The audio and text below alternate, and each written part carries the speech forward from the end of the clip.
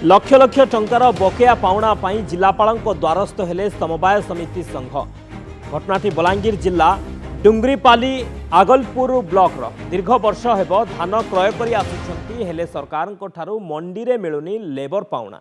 एने आगलपुर ब्लॉक प्राथमिक कृषि समवाय समिति संघर सभापति जगबंधु प्रधान नेतृत्व में जिलापालଙ୍କୁ भेटी अवगत करने सहित एक दाबीपत्र प्रदान करिसेंती।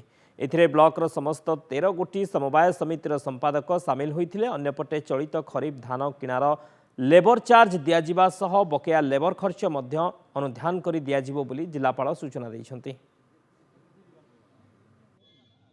समस्त गोटे दाबी कलेक्टर पाखे रखीचु कि आज दिन पर्यंत जेन दिन आम धान किलो पैक्स रे सरकार आमको मंडी लेबर चार्जेस देवार कथा जेनटा कि आज दिन पर्यंत नहीं दे, जार फल कि समस्त सोसाइटीर लक्ष लक्ष टंका क्षति होइछे। वर्तमान कलेक्टर साहब को भेटला परे सर कहले जे आम ये वर्षटा रेगुलर देमु किंतु जेनटा आगे रही तार ऊपर आम निश्चित चेष्टा करी आगामी दिन देवार लगी प्रतिश्रुति देइछन। अपन समस्ते जानी थे हमरे डीएलपीसी रे भी डिसाइड होता कि दिस ईयर मंडी हैंडलिंग टा पैक्सटा करिवो, तो सही हिसाब रे तांकर गोटे येटा थिला अभियोगटा थिला।